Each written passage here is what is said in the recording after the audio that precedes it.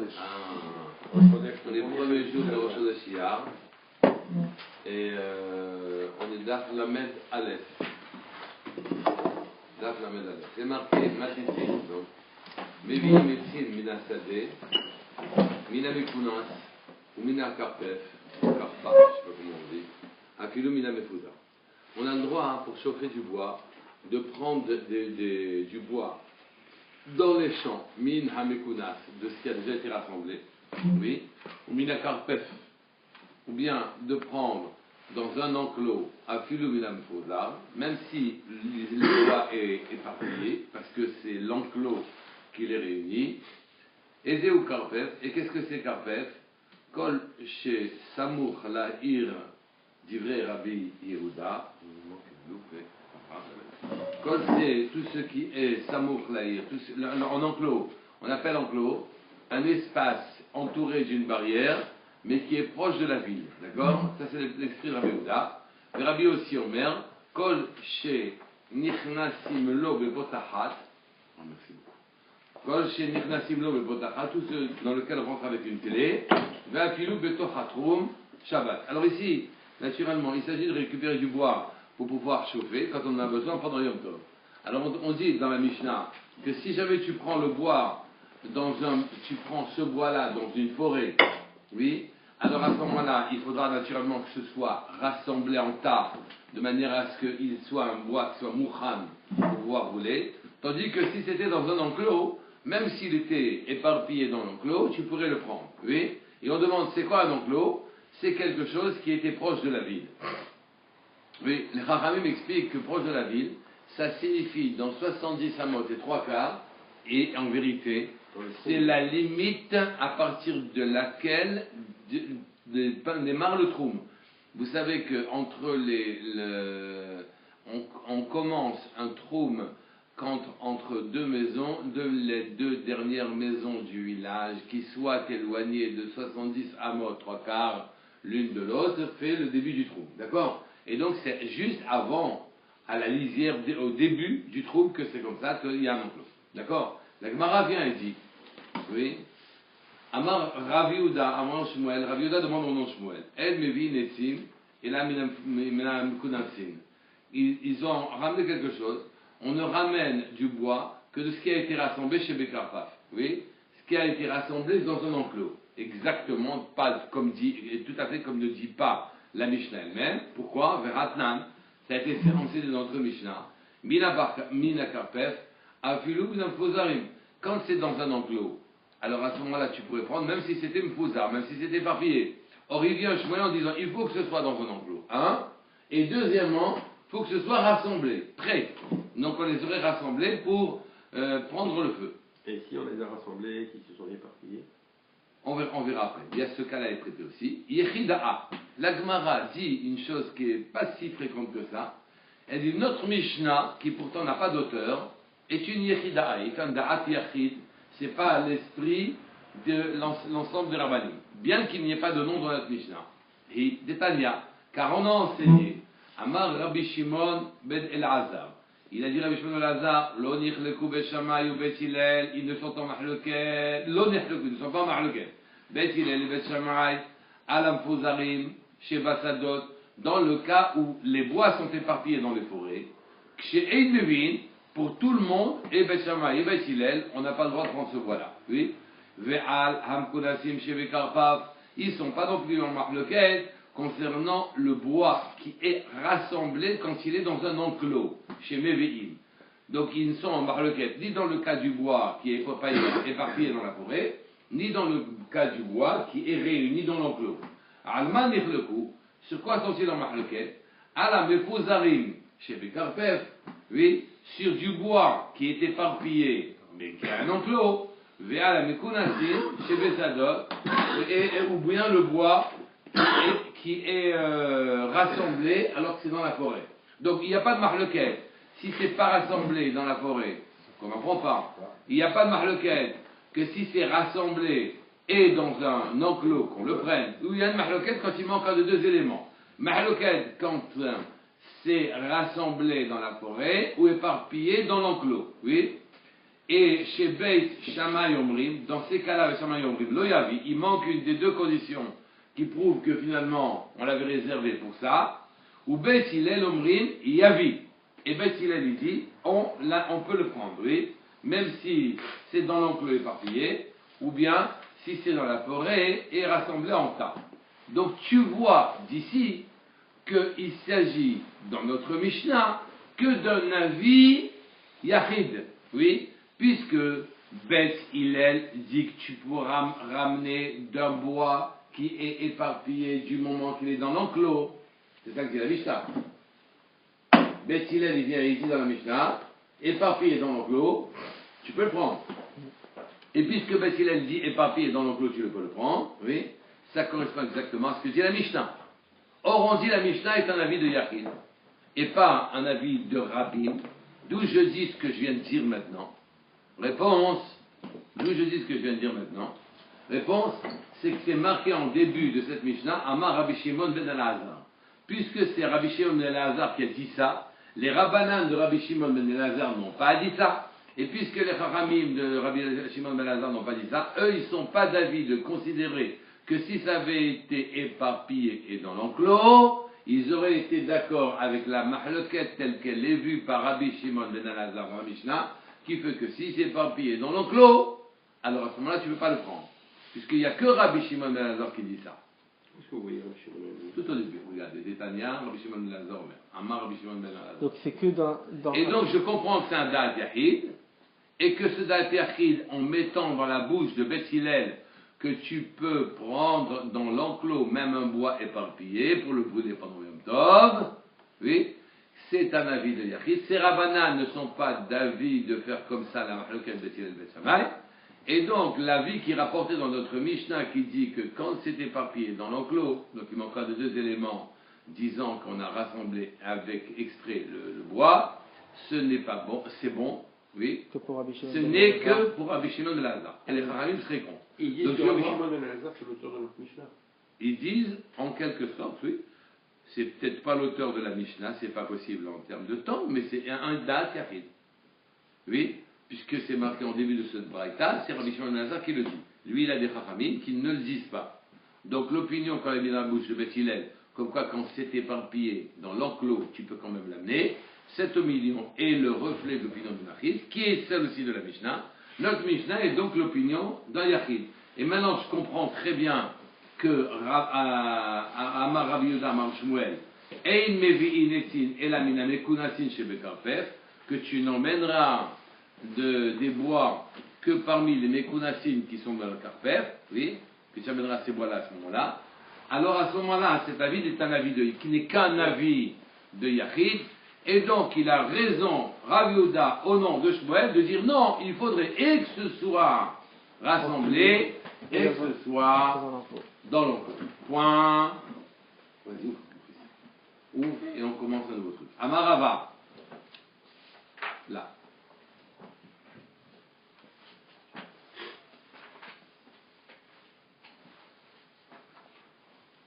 Amarava.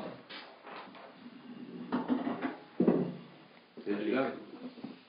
Amarava. Alors là-dessus, à ce propos-là, justement, on donne une opinion parallèle. Oui, Amarava et Dirava. Alekanim, des feuilles de roseau. Ve'alekfanim, et des feuilles de vigne. Afalgav, des mécanefers, c'est ça que ça veut dire, oui. Bien qu'elles aient été rassemblées, mais qu'elles fait les hou, Umbudve, oui, et qu'elles sont là. Kevan de i madlezika midaber lehu, que si jamais, ouais, si jamais soufflait un petit vent, alors mais elles allaient se disperser, même quand elles sont rassemblées. Il y a où marcher sur le micro. Voilà. Attendez, on va faire passer en dessous, je marcherai pas.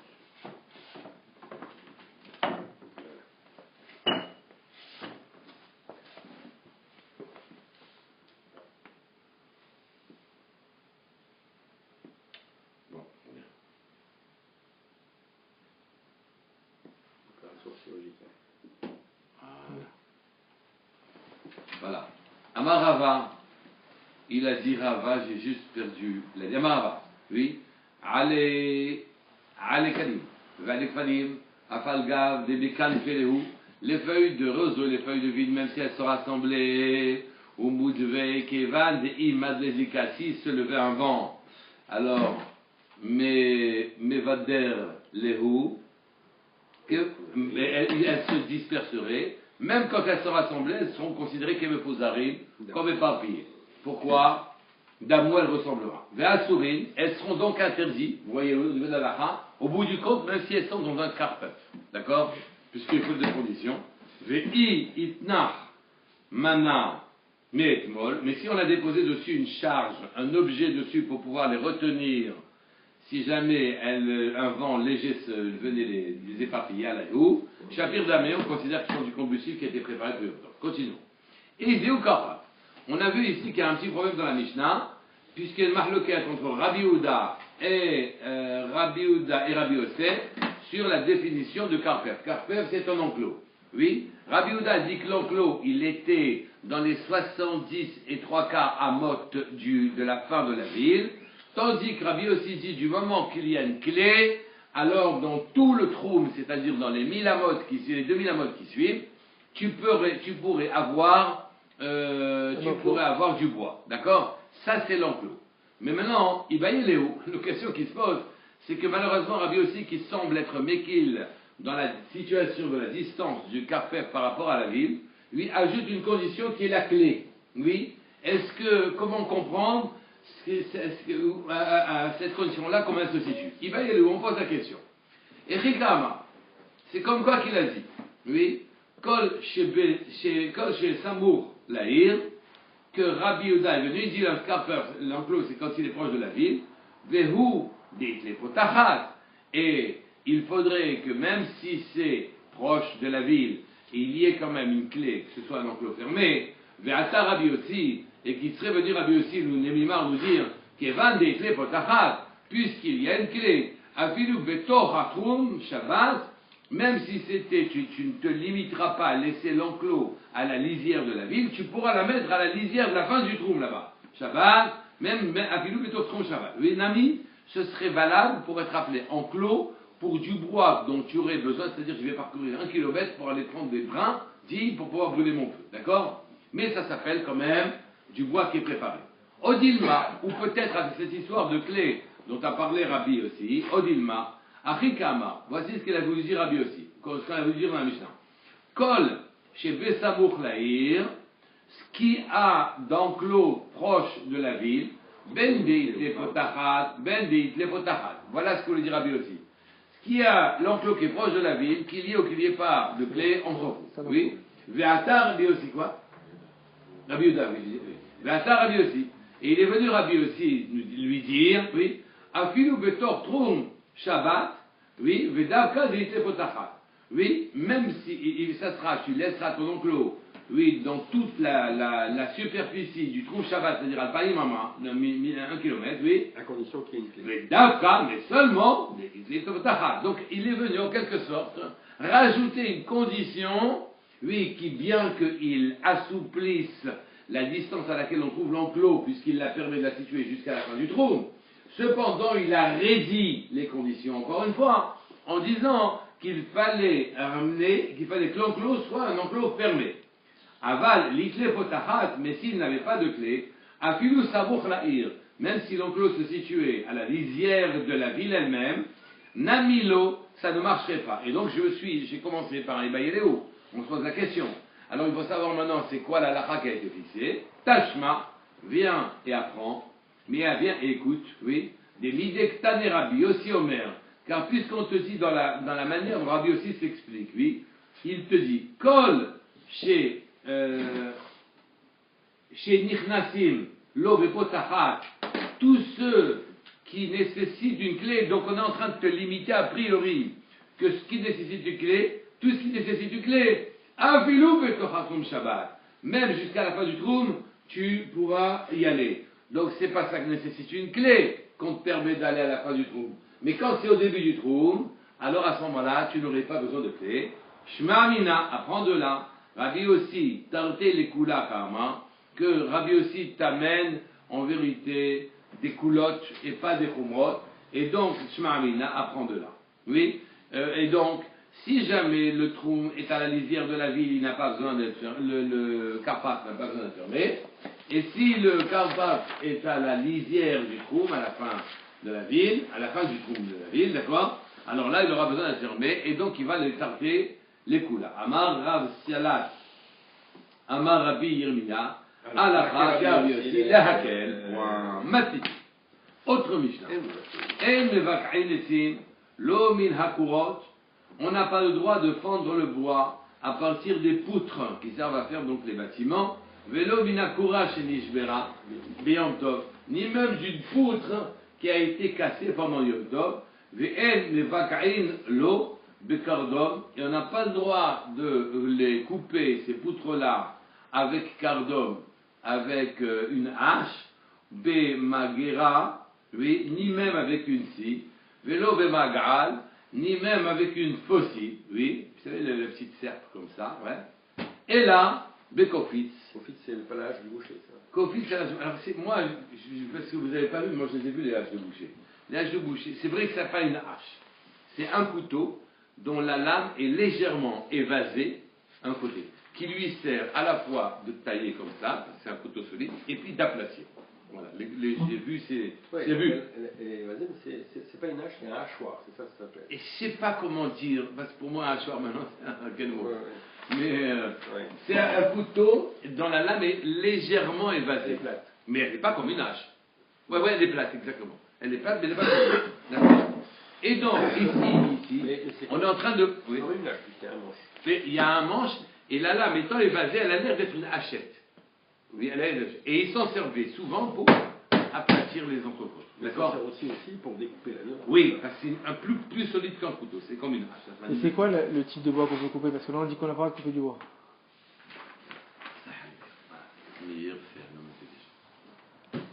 Je vais vous le dire de manière plus forte encore. La Mishnah dit que tu n'as pas le droit de couper de bois ni comme ci, ni comme ça, ni comme ça, ni comme ci, ni comme ça, mais tu le feras avec un kofitz. On vient de te dire qu'il n'y a rien de droit de couper. À quoi ça te sert de dire que tu vas le faire avec un kofitz? Tu comprends? L'Agmara pose cette question. Veha marta resha en mevakain klal. Quand je lis la Mishnah, elle te donne un mouvement dans lequel tu vois que tu n'as pas le droit de couper du bois. En mevakain etzim, lo mina kurot, ni des poutres. Velo mina kurot shedishbera beyom tov. Ni des poutres qui a été coupées pendant Yom Tov, qui s'est cassé pendant Yom Tov. Oui. Velo mina kurot beyom tov. Ve'ei mevakain lo bekardom. Et on ne va pas non plus les fendre des cardom avec une hache, donc on n'arrête ni avec une scie, ni avec une faucille, et donc on voit que tu n'as pas le droit de couper de bois. Et là, le kofitz, juste à la fin, on te trouve une circonstance dans laquelle tu arrives quand même à couper du bois, d'accord? La Gemara pose la question très immédiatement, c'est pas du tout une rédaction normale, oui? Veha martaresha. On a l'air de ne rien pouvoir couper. Oui. Et à la fin, on te ramène que tu peux une petite hache. Oui, classe. Amar Rav Yehuda, Amar Shmuel, Chasur et Marsera, Vachiktane. D'abord, je vais vous amener une précision encore. C'est quand on te dit qu'on ne doit pas couper le bois, on ne sait pas pourquoi on ne doit pas couper le bois. Est-il interdit de couper le bois parce qu'il est moussé, ou bien est-il interdit de couper le bois parce que c'est interdit en soi de couper le bois en petits morceaux, ça ne va pas du tout, d'accord? Mais avant ça, la Gemara corrige la rédaction de la Mishnah, Vechasure et Mersera, Veachiktane, oui, et c'est comme ça qu'en vérité, il lui manque des mots, et comme ça on aurait dû enseigner. Et on relit maintenant le texte de la Mishnah, de manière à ce que ça devienne lisible. En mevak'in minha so'ar shel kurot, on ne pourra pas fendre du bois à partir des tas de poutres. Velo minakura shedishbera biyom tov, pas plus qu'à partir d'une poutre qui s'est cassée pendant Yom Tov, car elle n'était pas disponible avec Nashvashon de Yom Tov. Aval mevakain minha kura shenishbera me'erev Yom Tov. Et là, ici, on te donne un point d'affection dans lequel on commence à te dire qu'il y a quelque chose qu'elle doit faire. C'est-à-dire, tu as le droit de mevakain, fendre, minha kura, d'une poutre shenishbera me'erev Yom Tov, qui a été déjà cassé et Rev Yom Tov, et là, on va te dire avec quoi tu as le droit de fendre la poutre, et on va comprendre si c'est une histoire de fendre les poutres qui est interdit parce que c'est une melacha qu'on ne permettrait pas pendant Yom Tov, ou bien si c'est une affaire de moussé, ou que shehen mevakaim, et quand tu les couperas, en mevakaim, lo bekardom, ni avec une hache, pardon, pas une hachette, une hache, velo bemagal, ni avec une scie, non, une faucille, velo bemagera, ni avec une scie. Et là, bekofit, tu ne pourras la fendre qu'avec kofit, au moins là, on a une rédaction compréhensible et intelligible. C'est pour changer du rôle. Hein? C'est pour changer du rôle. Oui, oui, bien sûr c'est pour changer du rôle. Je n'ai pas encore déterminé si c'était une affaire de moukse ou bien c'est une lacha interdite. Certaines lachot sont permises pour Yom Tov, d'accord? Ou bien c'est simplement une affaire de moukse. Tania Namiach, et on enseigne aussi ainsi. Oui, Ein mevakain esim lo mina so'ar chez le kurot. Oui, non, on ne pourra pas fendre le bois pour l'utiliser ni d'un tas de poutres. Velo mina kura chez nishbera b'Yom Tov. Non plus d'une poutre qui s'est cassée pendant Yom Tov. Et là, il y a la précision qui me manquait. Les fiches et Ilomina Mouchan, car c'est mouxé, ça n'avait pas été préparé avant Yom Tov. Il semblerait donc que notre propos dans la Mishnah, c'est une affaire de mouxé. Vélo Bekardom. Alors maintenant, c'est un tout petit peu plus subtil. Vélo Bekardom, oui, et on n'a pas le droit, maintenant j'ai dit quand est-ce qu'on a le droit de fendre. C'est une poutre qui est tombée avant Shabbat, et je n'ai pas eu le temps de la fendre, parce que si j'ai eu le temps de la fendre, je n'ai pas le droit de la fendre avant, pendant Yom Tov. Vélo Bekardom, et on ne peut pas la fendre avec une hache. Amar Rav Chanina,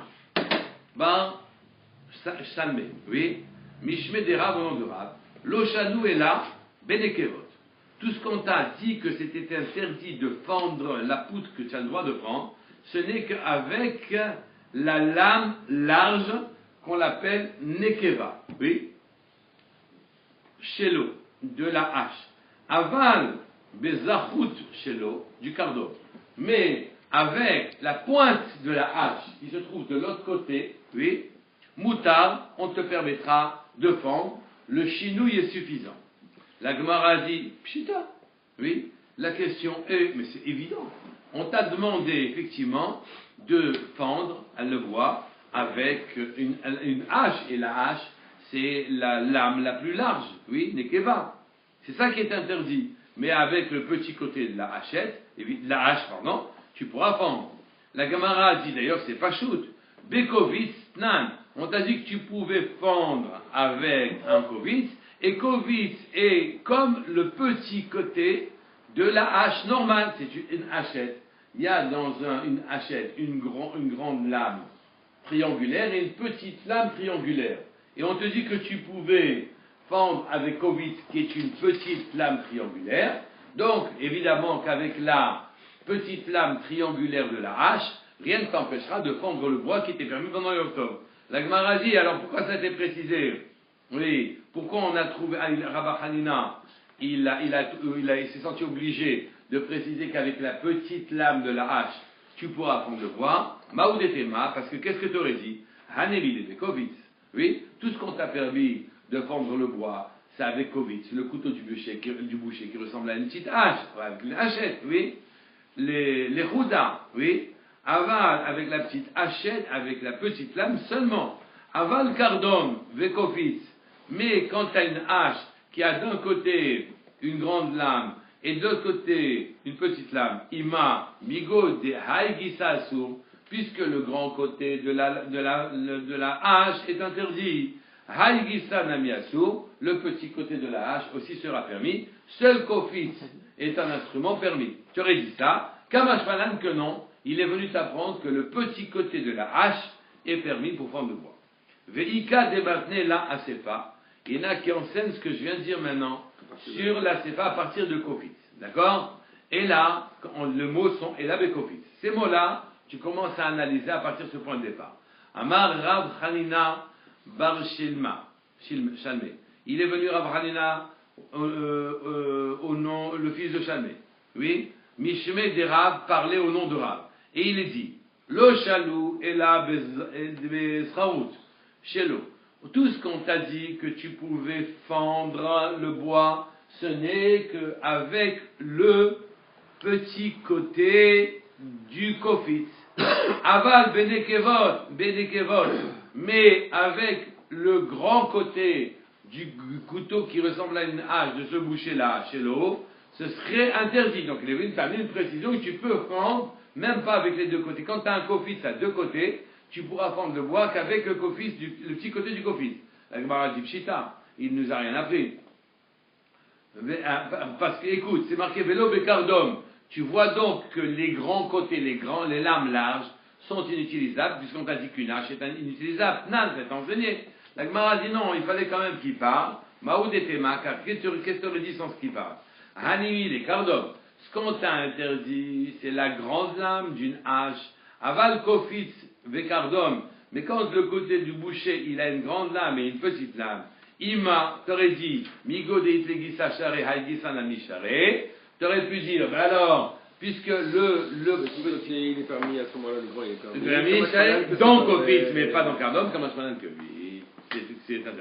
Point. Matiti. Attention, il est un petit peu plus difficile ici. Matiti. Ben Shamay, non, c'est pas Ben Shamay. Baï Shehu Malé, Perot. Une maison qui est pleine de fruits pendant Yom Tov. Est-ce que j'ai le droit? Ve niftah. Et elle a été Vénifrat. Et la paroi s'est ouverte. D'accord? La paroi de l'endroit où étaient entreposés les fruits s'est fendue. Est-ce que j'ai le droit de prendre les fruits? Visiblement, ils étaient enfermés, ces fruits. D'accord? Et ça s'est ouvert. Il y a une fente qui s'est ouverte dans un mur. Est-ce que j'ai le droit de prendre les fruits pendant Yom Tov? Réponse, noten, oui, mimakom, apahat. J'ai le droit de prendre ces fruits qui pourtant étaient enfermés pendant Yom Tov, de l'endroit où ça s'est ouvert. Des Rabbi Meir Omer, mais Rabbi Meir lui, il dit, af potea, non, af pochet techatrila, venoten. Il pourra même, a priori, fendre le mur pour aller chercher les pommes qui sont de l'autre côté. Les pommes ne sont pas moussées. Où qu'elles se trouvent, tu peux aller les prendre pendant Yom Tov. Oui, si jamais donc une fente s'est ouverte dans un endroit qui était fermé, tu mets ta main dans cette fente et tu prends les pommes en question pendant Yom Tov. Même si l'endroit, a priori, pourquoi il parle d'une réserve? D'une réserve, ouais. Alors, parce que là, il y a l'action de démolir cette réserve. Non? Alors il y a un problème, effectivement. La Gemara pose la question, Amaï. Attends, elle est démolie, déjà tu te poses la question de Mouxé, puisque c'était fermé. Et tu viens, et Rabbi Meir vient et te dit, tu l'as démolie pour aller chercher tes pommes. D'accord? Tu déchires la tablette de chocolat pour aller manger le chocolat pendant Yom Tov. Oui? Quoi? C'est interdit ça? Non, c'est pas interdit. Amaï. De là, je vois qu'il y a au niveau du chocolat pendant Yom Tov. Non, mais je l'ouvre pour donner à mes petits-enfants. D'accord. Amaï. Amaï. Et comment on peut te permettre de prendre ces fruits-là? On n'a pas encore dit si s'agissait de fruits quand ça s'est ouvert tout seul, ou si c'est des fruits que tu peux prendre parce que tu as cassé toi la paroi. Amaï. Veha. Kassata. Ahala. Tu es en train de casser une tente. Oui, tu n'as pas le droit de casser une tente pendant Yom Tov. Je ne comprends pas même pourquoi on te permet, ça rime à quoi? D'accord? Amar Rav Nechumi, oui, Barada. Il a dit au nom de Shmuel, oui, Be'avira, des livni. Il ne s'agit pas en vérité d'un véritable mur, il s'agit d'un tas de briques. Oui, et donc ce n'est pas un mur cimenté que tu détruis, c'est un tas de briques empilées que tu pousses derrière lequel il y a tes fruits. D'accord? Pour aller chercher les fruits du Yom Tov. La Gemara a dit, je ne suis pas d'accord. Et il dit, et tu crois vraiment ce que tu viens de me dire sous prétexte que ce mur est constitué de briques empilées l'une sur l'autre. Oui, tu viendrais que tu le détruirais pour pouvoir aller chercher les fruits dont tu as besoin pendant Yom Tov. Et il dit, Vehama Rav Nachman, mais tu sais bien qu'il a dit Rav Nachman, pourtant il a dit Rav Nachman, Hané livni de Itou mi binyana, c'est livnei, ces briques qui restent, Itou c'est le notable, qui restent en plus, oui, mi binyana, d'un binyan qu'on a construit, charé les taltilinehu, on permettra de les transporter, sous-entendu, ces briques-là ne sont pas mouxées, oui, oui, Beshabbat, Beshabta, même pendant Shabbat, Re'il Vechazé, les Misga alayhu, car on pourrait les utiliser pour s'asseoir dessus.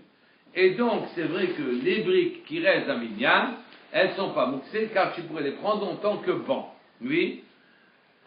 Chagrinehu, elles ont été entassées. Vadayiksehu, si elles ont été entassées, les briques en question, c'est Vadaï que ces briques sont mouxées. Oui. Puisqu'elles ont été entassées par quelqu'un, elles ont été réservées pour construire. Donc, tu ne pourras pas les toucher, elles sont mouxées. Sous-entendu, tu ne pourras donc pas détruire le mur pour aller récupérer les fruits, oui. Amar Rabbi Zira, donc tu vois qu'on ne comprend pas du tout la Mishnah. Amar Zira, Beyom Tov, Amrou. On ne te parle pas de Shabbat, mais Beyom Tov. Aval lo be Shabbat. Il faut comprendre ici que certaines melachot sont interdites pendant Shabbat, mais sont permises pendant Yom Tov. Pourtant, Pourquoi? Le de Mouxé, il n'est pas plus important. Oui, bien sûr. Pourquoi? Parce que puisqu'on a permis Ochel Nefesh pendant Yom Tov, ce qui libère mon Ochel Nefesh pendant Yom Tov, ce sera une melacha qui est permise, oui, alors que bon Shabbat où j'ai pas le heter de Ochel Nefesh, toutes les melachot que je permettrai pendant Yom Tov seraient interdites pendant Shabbat. Voilà comment tu te trouves dans une situation dans laquelle Sira qui est interdite pendant Shabbat parce que tu n'as pas du Heter d'Ochel Nefesh, oui, sera elle permise pendant Yom Tov. Et donc, quand on t'a dit ce qu'on t'a dit, ouais, ce n'est que pendant Yom Tov et pas pendant Shabbat. Tanya Nani Ari, et comme c'est une explication audacieuse, on t'amène une preuve de plus. Tanya, on a enseigné Nami Ari aussi ainsi. Rabbi Meir Omer, Af Pohet les venotel beyom tov, que tu pourrais même casser les chatrila, cette paroi qui t'empêche de prendre tes pommes, oui, venotel beyom tov, et tu pourrais servir pendant yom tov, et c'est marqué notel beyom tov. Point. Vous voyez? Oui, effectivement, parce que là, il y a un issue, c'est pour manger.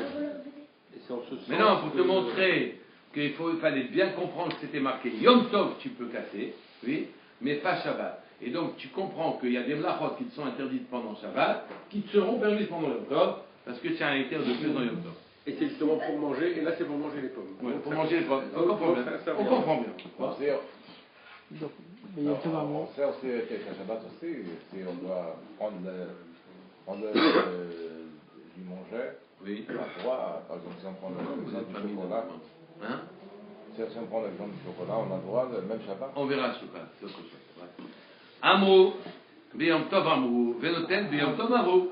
Avalo Beshabbat, mais pas Beshabbat. Amar Shmuel, il est venu Shmuel et dire, puisque tu es en train de parler de casser, oui, pour pouvoir aller récupérer du manger par exemple, Amar Shmuel, Chotamot Shebekarka, les cordes ou les cadenas qui sont liés à une grotte dans laquelle tu as entreposé, ou un truc en dessous là où tu as entreposé des choses, oui, Matir, tu dénoueras la corde en question. Aval lo mafkia velo choter. Mais tu ne pourras pas ni les filocher, lui enlever fil à fil la corde, ni choter ni la couper, et donc tu as le droit de dénouer un nœud, même si c'est un nœud sérieux. Oui, or normalement, j'ai pas plus le droit de faire un nœud sérieux que de dénouer un nœud sérieux pendant Yom Tov, pendant Shabbat, oui. Eh bien, pendant Yom Tov et Shabbat, les deux, j'ai pas le droit. Ici, on te dit, tu pourras dénouer, car ce qui t'est interdit de dénouer un nœud fait sérieusement, c'est quand il est fait pour rester. Mais si un nœud sérieux, il n'est pas fait pour rester, il est fait pour ouvrir, le dénouer n'est pas interdit. D'accord? Le type qui a fait, par exemple, c'est lacet de chaussure, il s'est trompé, il a fait un qu'est cherché le caïma, un nœud sérieux, tu pourras quand même les ouvrir, parce que ce qu'on interdit de dénouer, c'est quelque chose qui est fait pour ne pas rester, pour rester, d'accord?